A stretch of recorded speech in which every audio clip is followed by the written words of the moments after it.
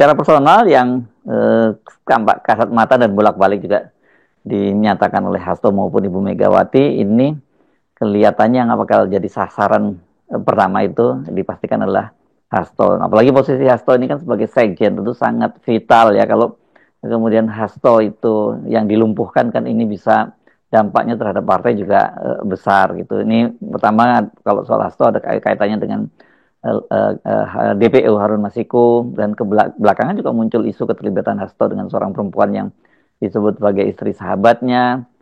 Dan selain Hasto, saya pikir tokoh-tokoh PDI lain juga harus bersiap-siap ini kan. Beberapa waktu yang lalu juga sudah ada yang rumahnya digeledah oleh KPK berkaitan dengan bansos. Memang bumbu-bumbu sensasi mulai dilepaskan oleh lawan politik Ibu Mega soal skandal-skandal yang terutama menyangkut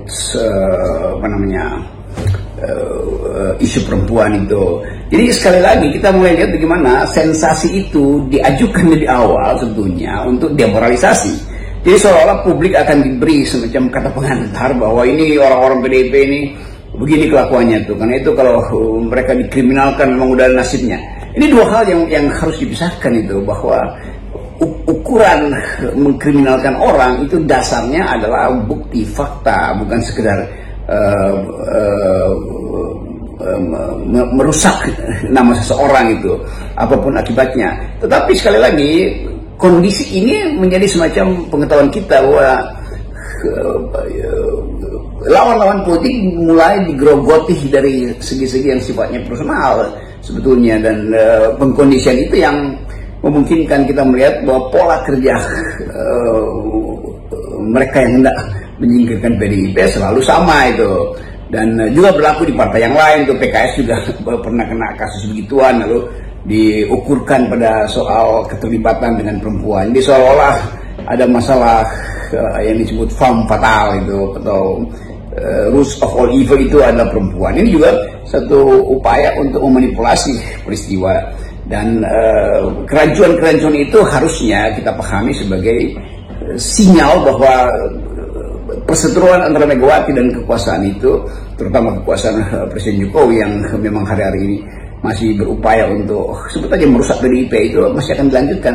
Jadi itu yang kita pandang sebagai kegagalan era Presiden Jokowi menanamkan nilai-nilai atau etos tentang keadilan, etos tentang kejujuran tuh, dan semuanya kita harus anggap lebih awal sebagai upaya untuk kriminalisasi, karena hanya dalam 1-2 bulan ini isu Harun Masiku diangkat habis-habisan tuh, tentu untuk melemahkan posisi PDIP di dalam meja catur politik hari-hari ini. Tetapi saya kira sang ratu itu punya kemampuan untuk maneuvering tuh, dan yang menjaga dia itu tentu pertama-tama adalah Wong Cilik yang tahu bahwa Mega itu tidak boleh diganggu tuh, karena ada semacam kepastian bahwa Mega jadi semacam simbol perlawanan rakyat kecil.